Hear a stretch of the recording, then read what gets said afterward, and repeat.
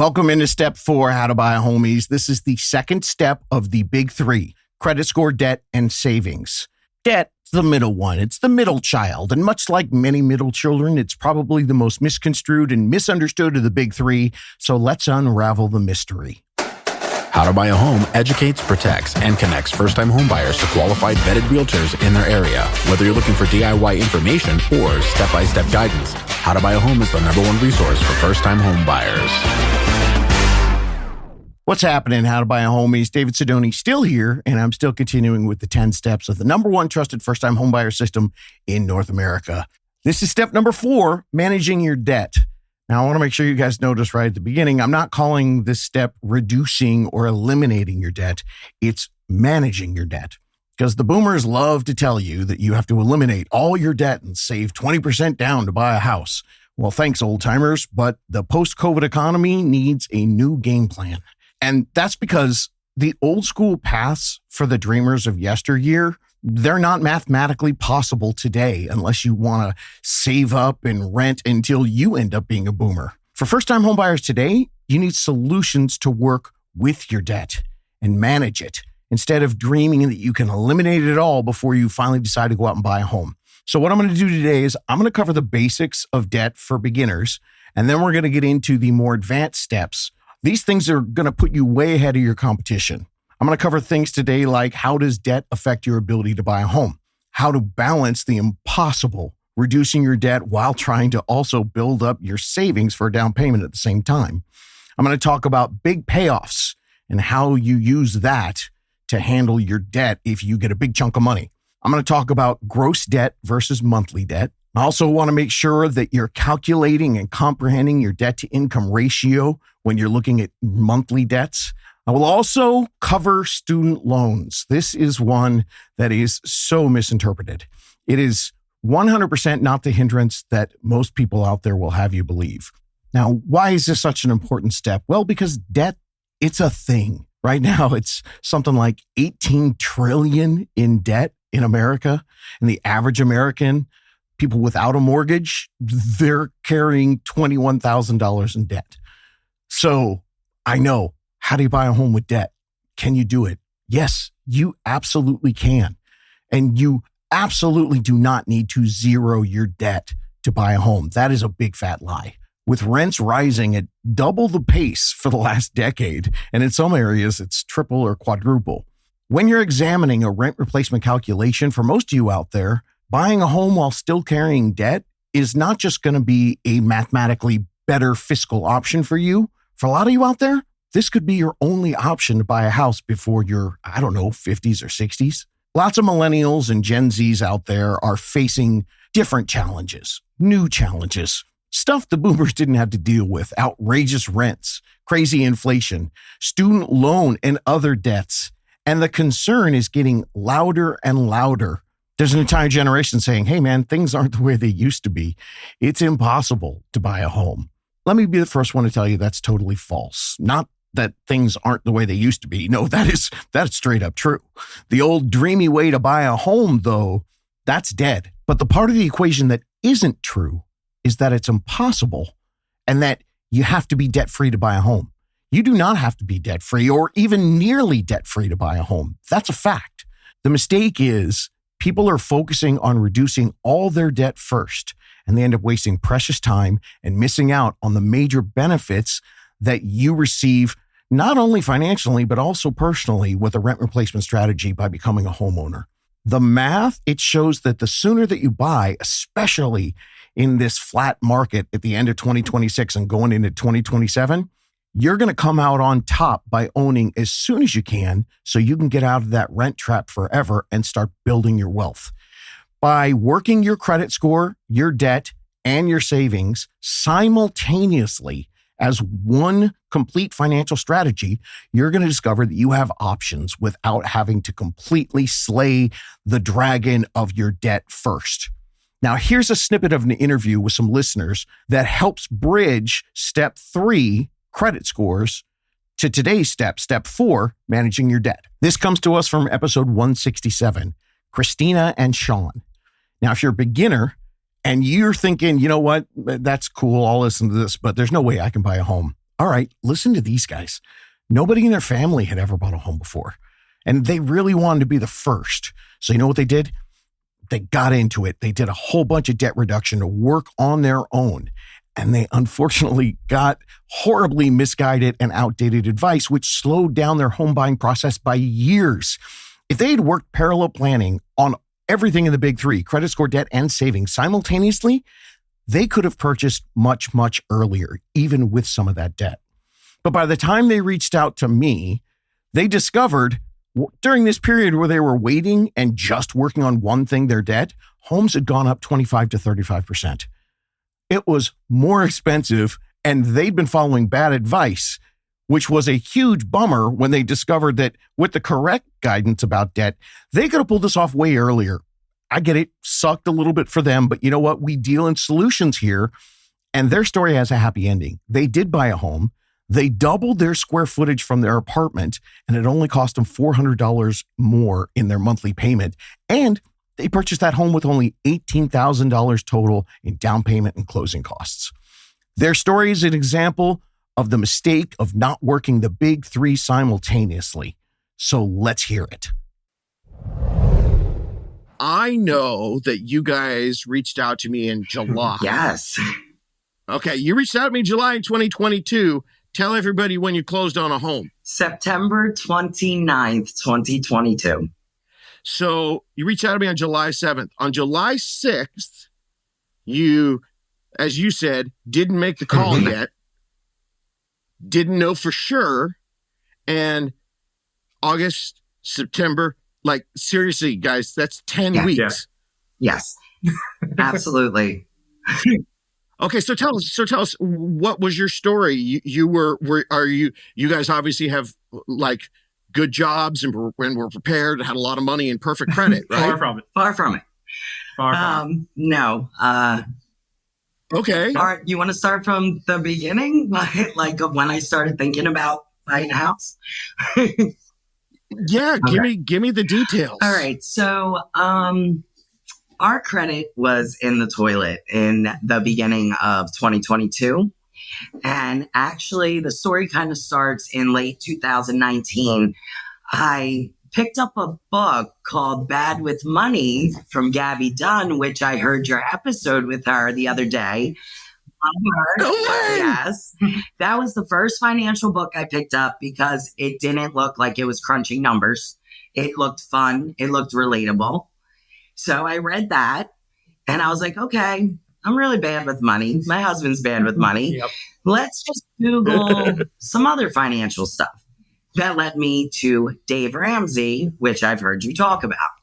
So I would say beginning right before the pandemic, we started the budgeting, Dave Ramsey principles, getting out of debt, and we had no consumer debt. We had no car loans. We had no credit cards. It was a bunch of medical debt.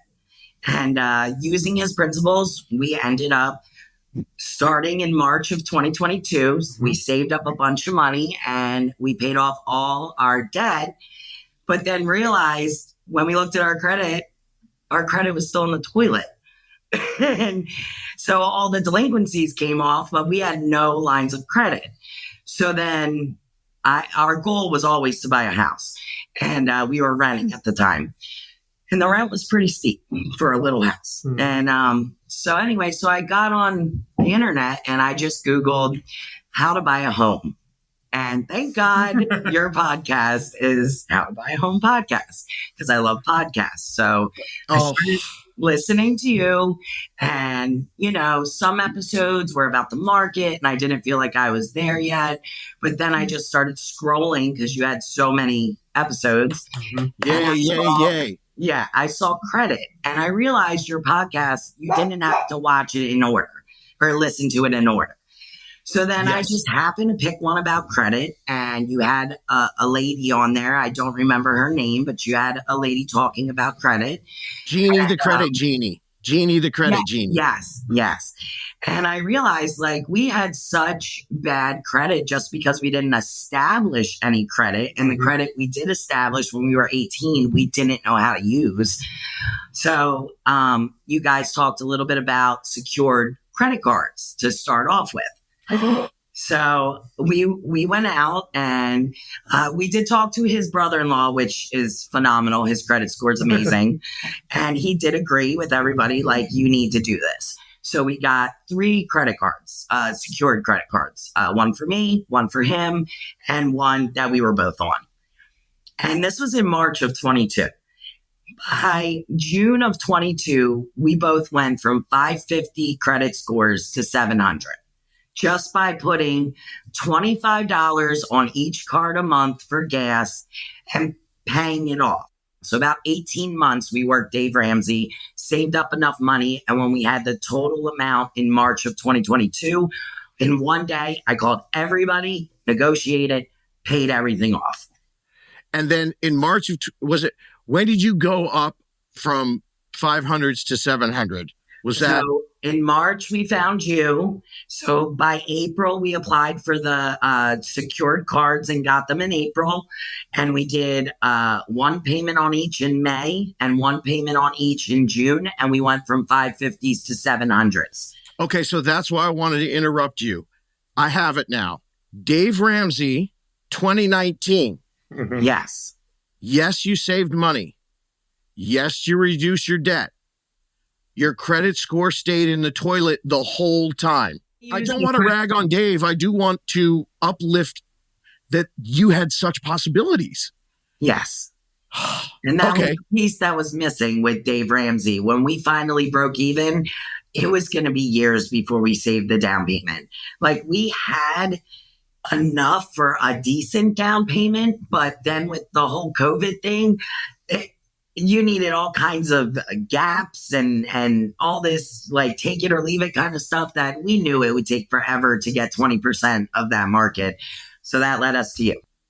And then it was 10 weeks. So, but you hadn't saved, because if you found us in March and then, you know, in a few months, your credit scores were up, and then July, we hooked you up. Mm-hmm. Yeah. So how much did you have to save in that time? I'm guessing it wasn't 20%. No. We put down 5%. And then we were lucky enough. I'm in nursing school for my RN degree. So we had saved up before I started because we knew I was going to stop working at my job and Sean would be the only one working. Mm-hmm. So that was supposed to be our little nest egg to get through until I started working as a nurse. But our rent was going to go up. She wanted to sell the property, our landlord. So we were going to be putting out so much more money that we just said, you know what? Let me just reach out to this guy, Dave Sidoni.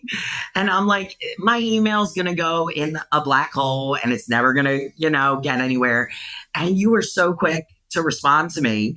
And I ran out to my husband's office and I'm like, he responded to me. This is real. We're open to talking about it. Our medical debt was around $12,000. We actually ended up saving around $25,000, I think. So we did have a good nest egg after we paid off the debt from that 18 months of working Dave Ramsey's plan. But when I went into it for the house, they didn't even want to hear about me being in school or potential jobs or anything. They're like, Sean's income is good, and whatever you make, this was the best part. They're like, when you start working and you have a dual income because the rates were higher, they're like, my mortgage broker was like, give it 2 years, they're going to come down, and then you're going to refinance with a dual income. You're going to have a lower rate, and it's actually going to work in your benefit. So that's why they based it solely on his, so that, yes, the payment was a little higher, but it was in our budget. It was in our budget that we didn't even realize until I listened to your podcast about how much can you really flex your budget. See, now I said it was a mistake, but look at that happy ending. I love these two so much. If you listen to that episode, I actually teared up at the end of the interview because I was so genuinely thrilled for what they had accomplished. If you want to hear the whole thing, it's episode 167. Now, if they'd gotten the right guidance a couple years earlier, they would have learned that we're in a new economy and they would have figured out a way to attack their debt differently. They would have learned that debt is not that evil monster that you must completely destroy before you even think about taking the next step and buying a home. Working the big three simultaneously, They'd done that, created a rent replacement strategy. Like I said, it was 25 to 35% of home equity that they could have gained. Now, I don't know if we're going to see that equity over the next 5 or 10 years. Probably not in the next couple, but that's what the rent replacement strategy is all about. It's finding the math that regardless if the market's going up 2, 3, 4%, you're still going to mathematically come out ahead, because today's new housing affordability with the high rents, it takes a new strategy. And because you're all in different places on that chutes and ladder board, I can't give you all the same one-size-fits-all step-by-step program for managing your debt and giving you the techniques to buy your own home, because that's going to mean that you're going to miss out on your individual unique possibilities. For Christina and Sean, for instance, now they were completely misinformed about that $12,000 in medical debt. The total debt number, that's the dream killer. And I'll get into that a little bit later, because they could have purchased a home with that $12,000 in medical debt and no credit and just one income in just a couple months. They could have worked all three simultaneously and purchased a home that much quicker instead of waiting several years. But hey, you know what? We don't know what we don't know. And the great news is they still had a happy ending that literally left us all in tears. And that's another lesson for you today. In these 10 steps, for many of you, the biggest discovery is going to be that you've been given misinformation, and that's created perceived negatives, these things that you think are stopping you. And this is especially true when it comes to your debt. Remember, you're ignorant, and that's not a negative word here. You don't know what you don't know, and we're going to add to your knowledge here today. So let's go over the difference between good debt, bad debt, and workable debt. Now, I bet 95% of everyone out there listening has some level of debt. The good news is it's not going to stop you from buying a home when you approach it the right way. So number one, bad debt, rent payments, something that disappears every month with no return. That's not technically a debt, but it acts as bad debt on your balance sheet. Number two, good debt, such as your mortgage, something that builds equity in an appreciating asset. And then number three, your workable debt. That's your revolving and installment loans, that debt that can be managed. The rent replacement strategy is going to move your largest monthly expense, your rent, from a bad monthly debt to a good one, something that's going to build equity, has a return on the monthly output. And this strategy works even if you have some existing workable debt in your equation. It's the 21st century, complete with new mathematical formulas. This is the game plan. So you could stay ahead of inflation and the wage gap and the government manipulated money and the billionaires and let's not forget about the trillionaire and the high rent economy. Rent is 100% negative on your balance sheet. It disappears. It's bad debt. Your house payment and your home loan, good debt because you're paying yourself into that appreciating asset, fully utilizing the rent replacement strategy that's explained in episode 440, the playbook episodes. Mortgage, that's good debt. Your revolving and installment loans are also your workable debt. And like Christina and Sean found out, the math shows this is the way it works, because rent eats up such a big part of your personal wealth each month. You need to look at the numbers that work with you and for you. Working with manageable debt so you can find financial independence through this new formula of home ownership. I mean, consider this. After 5 years of renting, you're going to walk away with what? $2,000 security deposit? But after 5 years of home ownership, yeah, there's a whole mathematical formula of everything that you're going to have. But there's also this big factor. You're going to have a giant pile of equity, which means you can use it to do whatever you want, have options in life. You can travel. You can take a career change and not stress out about it, or any of your other life goals. Because owning a home for 5 years versus renting is you now are paying the same thing for shelter, maybe a little bit more, but that home is a forced savings account. Now, I'm absolutely aware that there are plenty of financial gurus out there who are preaching the exact opposite. They're giving the 20-year-old one thing at a time advice, and I understand that feels more digestible and easier to handle. But today, it's not only unrealistic, it's really detrimental to your financial well-being. And if you want to check it out, look at it this way. How many of them have success stories from first-time homebuyers in this century? The old school peeps aren't giving you what you need. You need a custom, personal new plan for a new economy instead of that one-size-fits-all solution that, by the way, the people out there that are selling that, people that tell you don't have a latte, you're going to ruin your life, they're just trying to sell you their program, their book, or their workshop. I want to talk to you about real present-day solutions to help you build a more stable future. Debt is not your hindrance. In fact, most of you out there have debt. And if you do, that's even more reason for you to find a guide who can help you understand your home buying options. Christina and Shauna took them 2 years to wipe out every dollar of debt before they ended up talking to someone that understands today's market. And if you do the same thing, you're also going to be missing out on big options and big opportunities. And I tell people all the time, what's the worst thing that can happen? They tell you that your debt's too high right now and you need to work on it first. Cool. Guess what? You already think that. So why not get the options here about a plan that includes managing your debt while figuring out a way to buy a home? People are going to give you caring guidance, clear action steps, and that personal rent replacement strategy that builds around your life, your timeline, and your goals. Here's some more tips that came to us from another success story interview on the podcast. This is Dr. Kendall. She's got a PhD, and this is what she learned trying to handle her debt and her savings. Yeah. So I think the biggest thing that really hit me was that I was trying to do somebody else's job. I was trying to figure out all of this information by myself using all of those online calculators, Googling article after article, listening to podcasts. And at the end of the day, one of the simplest moments was just reaching out to a lender, giving hypotheticals, and actually getting some answers. So I felt pretty silly at the end, realizing how much time I had spent when I could have just asked somebody for some help. Even a freaking PhD can't resist diving into the matrix of the internet to try to figure everything out all on her own, only to discover that she could have avoided a lot of stress and headaches by hiring the right team that was going to help her with the planning so she could discover all her options. So that's your lesson, gang. I'm telling you, don't do this on your own. Don't go to Dave Ramsey or any other crusty old dudes that are still spewing this garbage plan for you. And by the way, those people are charging you for that outdated advice. Doing this the right way, it's going to take a little bit of learning and some understanding of the tricky game and reducing your debt while trying to save for a down payment. That's the funky part. So that's the next big tip we're going to talk about.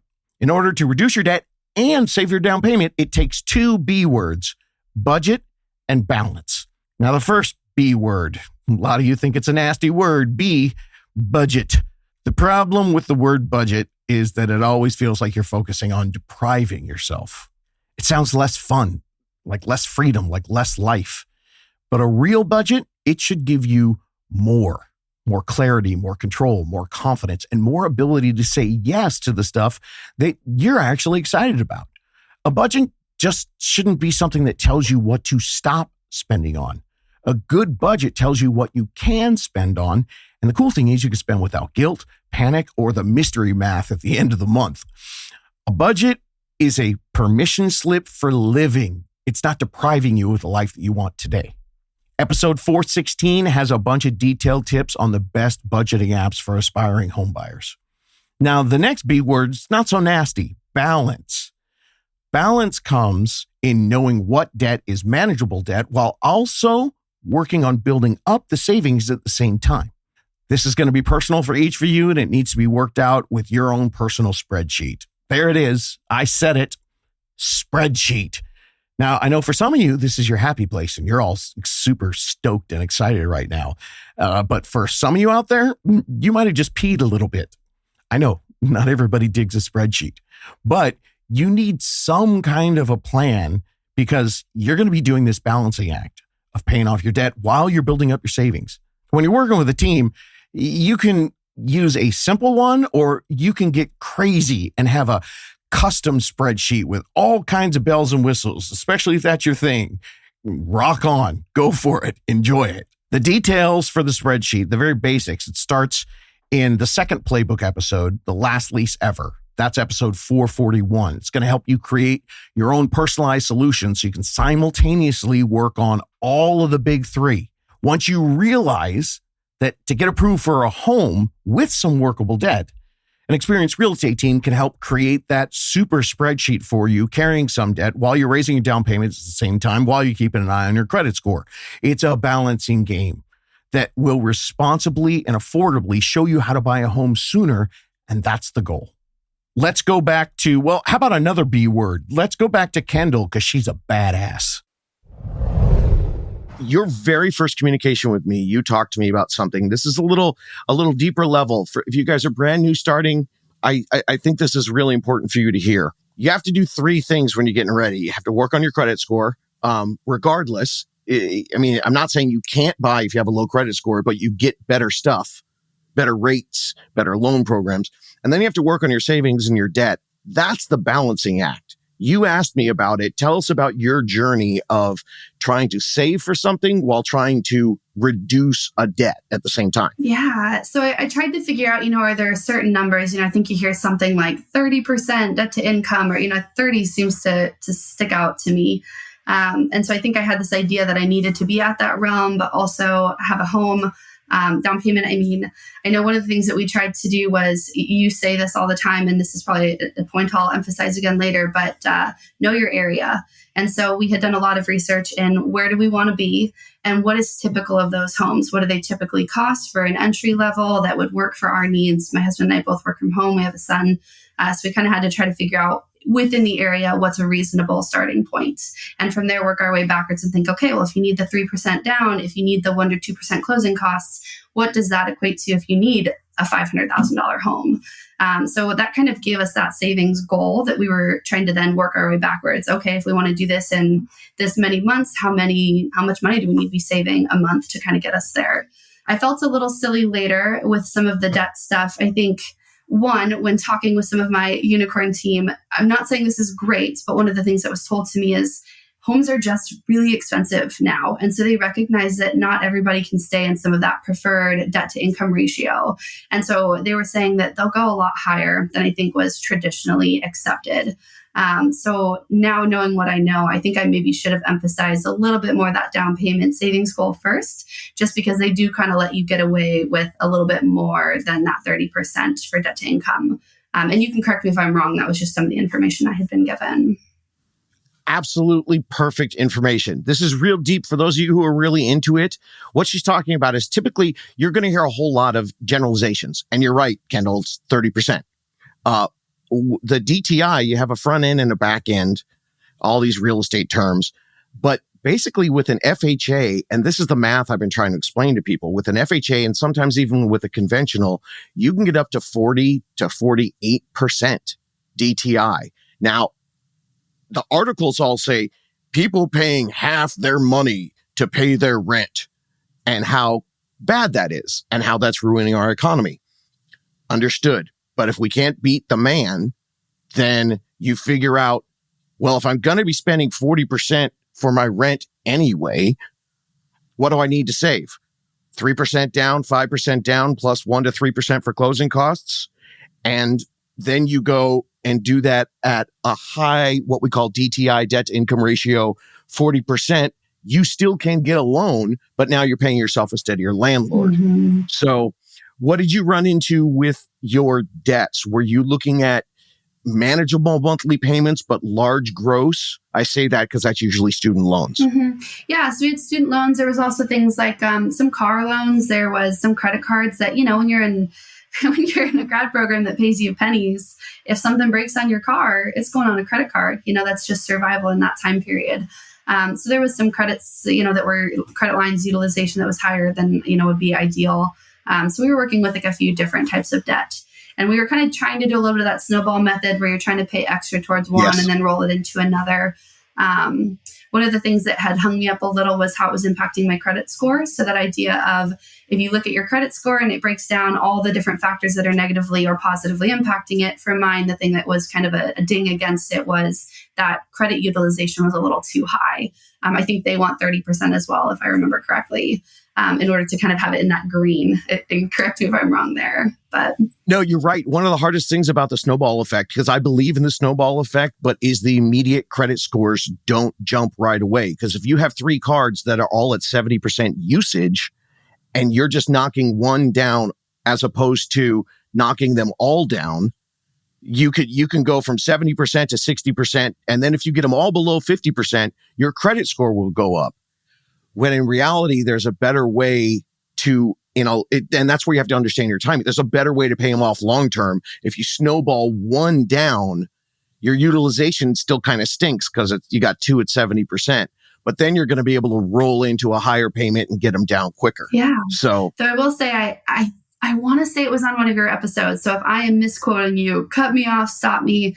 As we were getting a little bit closer, I was thinking, gosh, I don't know how else to do this. I can't throw any extra money at the debt. I'm still trying to get up to the down payment that I need. And there was an episode that I think talked about ask for a credit line increase.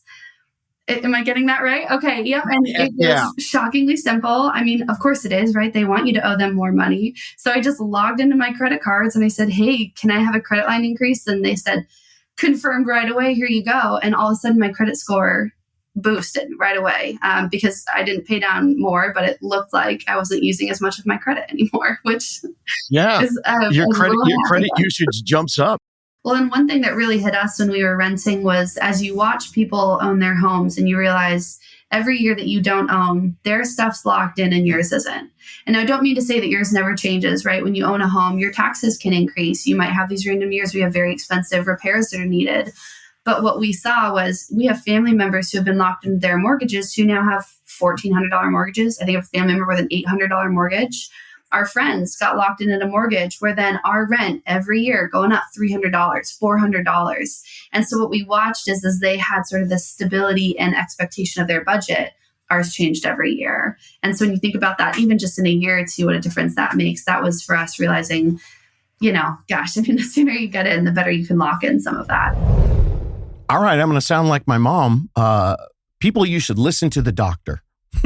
Debt is relative, and you can use good, bad, and workable debt to create your own rent replacement strategy, just like Kendall did. All right, moving on. We already learned about revolving debt versus installment debt, talked about that in step 2. Now let's get you educated on another element of understanding how your debt works. Gross debt versus monthly debt. If you're out there and you have me in your ear holes, this is huge. Please listen close. Gross debt is your total amount of debt, and it creates massive amounts of unnecessary fear, especially if you have student loans. So listen close, let this soak into your unnecessarily fragile psyche. Your total debt, that big number, doesn't mean jack squat. Your total debt is of no concern to me, the mortgage broker, or the bank that's going to give you an approval for a home loan. So hear me in your ear holes right now. Total debt means squadouche. Got a little Italian there. Sorry. Here's how it works. You can have $200,000 in student debt, $10,000 in credit card debt, and $25,000 left on your car loan. When you apply for a home mortgage, ain't nobody looking at that total number. Monthly is all that matters. I repeat again, your monthly minimum payments on your debt is the only thing that matters. Here's my friend math to help explain. All right, so in that example, you had $235,000 in gross debt. But the bank, they look at it like this. The $200,000 student loan debt, it could be anywhere from $250 to a $500 a month payment, especially if you've got an income-driven repayment plan on your student loan. So let's go high, and we'll say $500 a month. The $10,000 credit card debt, that's only $200 a month. And the $25,000 on your car payment, well, that's about $650 a month. So the bank approving you for a home loan, they're only looking at your monthly expenses out because they want to compare that to the monthly mortgage that you can afford using something that we call the debt to income ratio or your DTI. So in this case, I don't care about that 235 number. All right. That's a big number. What they're looking at is 500 student loans, 200 in credit cards, 600 in car payment, $1,300. Now, the next thing they're going to compare that to is your income. So we're going to take your gross pre-tax income. Let's see, that'd be $96,000 a year to get you $8,000 for a gross pre-tax monthly number. So $8,000 a month, $1,300 in debt. That's only 16% of that $8,000. So to qualify for a mortgage, you can go all the way up to 48% with some loans in your total monthly debt to income ratio. So right now, that $1,300 in payments for $235,000 worth of gross loan, it's only 16% of your monthly income. And that leaves you another 32% for a mortgage payment. And like I said, goes up to 48%. So we take that 32 to the 16, 32,000 of 8,000 is $2,560. That was a lot of numbers. Bottom line is, that's how they calculate your loan approval with nobody ever even bringing into the picture the total debt, which in this case was $235,000. So stop worrying about your gross debt. It's all monthly. We're going to hear what the doctor found out when she put in tons of hard work on her own, stressing over all her debt and her potential loan approval.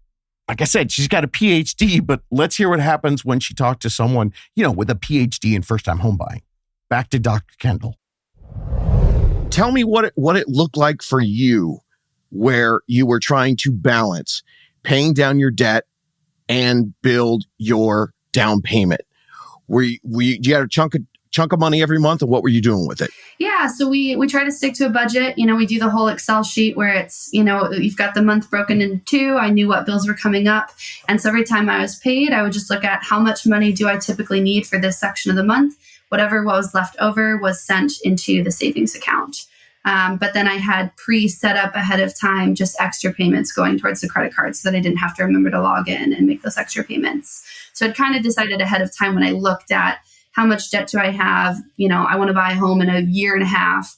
Tried to figure out okay, I need to shave off, at least this much amount on the debt. And then using credit card calculators, tried to figure out what's the best way to do that, factoring in interest. So it was a little bit of math up front to try to figure that out. But then I kind of just set up those auto payments.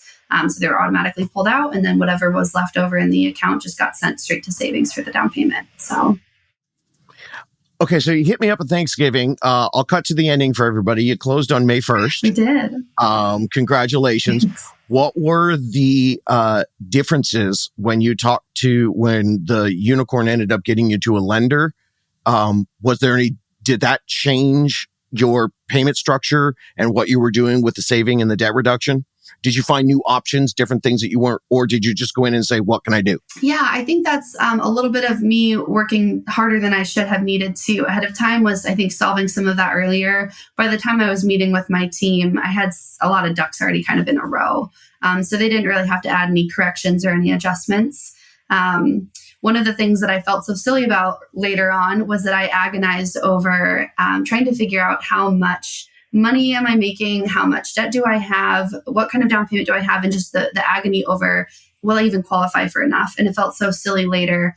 I just reached out to a lender. I had a friend that had a great experience with a lender. So I reached out to him ahead of time and just said, hey, here's my hypotheticals. This is what I make. This is what our debts are. What kind of house would we potentially qualify for? And he was able to give us a ballpark range. And I think that number, that confirmation made our timeline speed up so much. This fear went away. This reality of this is possible. Let's get this ball rolling, made it real. And that's when I kind of really started hitting the ground running with things. You can hear all of her full episode with many more tips on first-time home buying. It's all there in episode 187. Here's another great story about getting the right education to understand how the big gross debts, even giant student loans, aren't the detriment that everybody thinks they are.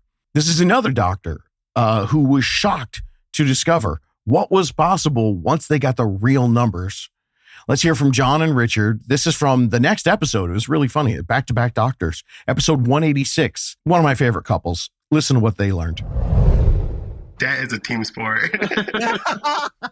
Okay, now I was joking, obviously. Student loans. I mean, the headline for this podcast is, John came to me and said, I have $300,000 in student loans. What can I do? So we talked with Kathy, who was our lender. She was amazing. She kind of just went through, pulled our credit. That was kind of one of the first things too. It was like, oh gosh, should I let her pull my credit? And what's that going to do? And then I heard one of your podcasts like soon after that. And it was like, just do it.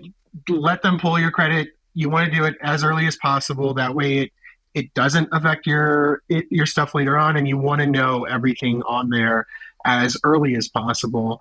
So yeah, we said, let's go ahead. Let's pull the credit. Let's see what we got. And she kind of asked us what our, monthly minimums were on the stuff that was on my credit report. And we handed over all the documents and bank statements, 401k stuff, just everything, savings and stuff, so that we could get it all going. And I've done my own research, quote unquote. And so I thought I had a handle or knew going in, like, oh, okay, like this is what I can expect. And it just turned out to be not nearly enough compared to what she brought to the table. And, it's very hypocritical because me as a primary care doctor hate when patients come in with their WebMD Google search stuff. And so it's like I was doing the exact same thing. But she was wonderful, answered all my questions, corrected a lot of my misconceptions. And I thought, a physician loan would be best for us because of my student loans. So I brought that up to her, and she showed us and ran the numbers, and it really kind of depended on what kind of house we wanted to get. And really the interest rates were still better with an FHA loan or even the regular conventional as opposed to a physician mortgage for our situation, which was crazy to me. But she showed us the numbers. She showed us everything, very transparent. Yeah. And so she was like, look, here you go. This is what, it's going to look like for you. And I was like, wow, okay. That just difference in rate made all the difference, even with or without PMI. And I was like, okay, we were so scared of, I don't want to pay PMI, so let's do a physician mortgage. But here we are. However you're listening to this podcast today, go ahead and exercise your rewind capabilities, because I want to make sure you heard all that. Did you hear everything that they talked about? Over-prepared, waiting to get a credit pull, and the WebMD thing. This is so many of the things that people talk to me about that stop them or slow them from getting started. Because of the incorrect information they found on their online research, they were absolutely sure that because of their $300,000 in student debt, that they'd have to put 20% down to avoid PMI to be able to afford anything. And they thought their only option was to use the physician's loan that they'd read about online. But as you found out with the advice of a unicorn, they learned that even with that enormous student loan debt, they had better options they couldn't find on Google because their personal variables were so numerous that they couldn't fit into anything on Google for the one-size-fits-all answer. Even the almighty Google can sometimes not give you everything you need. But with the right first-time homebuyer real estate support team imparting their knowledge and expertise, you can do this faster and easier than the internet tells you. John and Richard ended up buying a home with an FHA loan, which was well below the 20% they thought they needed. They got a better interest rate.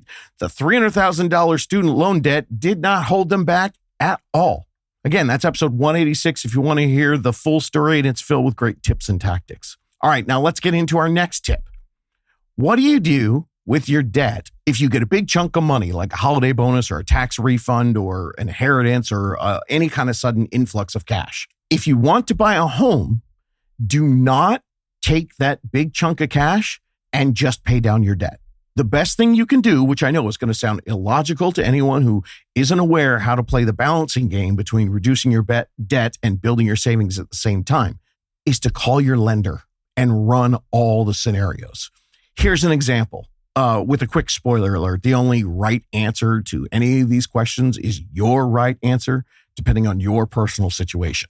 The example goes like this. What if you got $3,000 left in credit card debt, but you're also about $5,000 short of the savings that you need for your down payment so you can comfortably buy a home? And then suddenly, boom, you get a $5,000 bonus. Now, a lot of people think, oh, well, of course, pay off that debt because it's $3,000 and then that's going to boost your credit score and then you can get a better loan rate.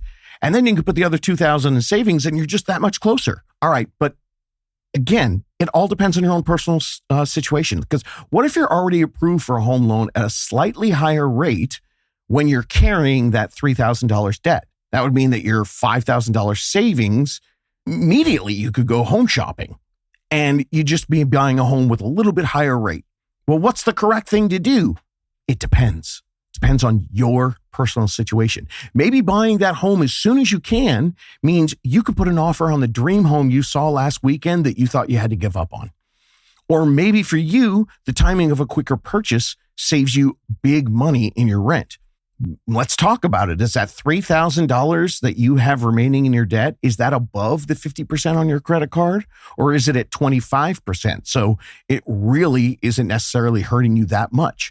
How long is it going to take for you to save up another $3,000 if you use it all on debt and you only put $2,000 in your down payment account? And hey, have you used a simulator to see what happens if you pay down the $3,000 in debt and you put the rest in savings?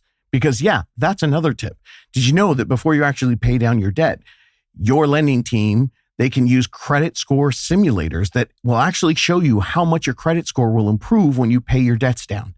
Different results for every payoff amount that you plug into the simulator. This is just one way that the big three, credit score, debt, and savings, are all connected. And when you're working the big three with the unicorn lender, they are constantly running the new numbers and options as your credit score, your debt, and your savings are all improving simultaneously. This might be different than what you hear a lot of different places, but you know what? This is the way that you do it in the 21st century, because you don't know what you don't know in this new economy. Paying off your debt completely, it might actually financially crush the financial well-being of people who end up renting for way too long.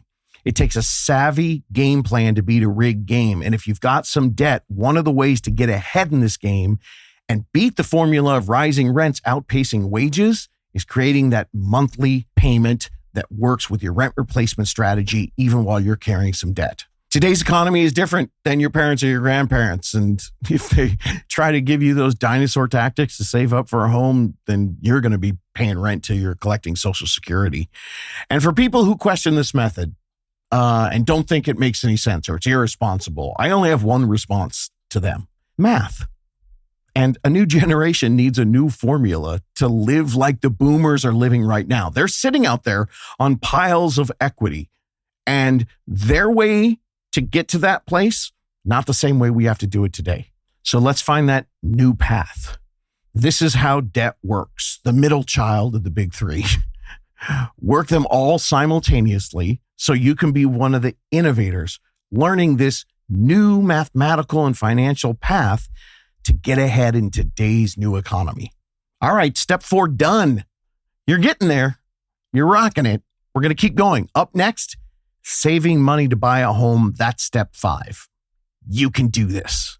Looking for more DIY education or your own personal step-by-step guidance through the home buying journey? Since 2019, How to Buy a Home has been the #1 resource for first-time homebuyers. So visit howtobuyaHome.com to get started.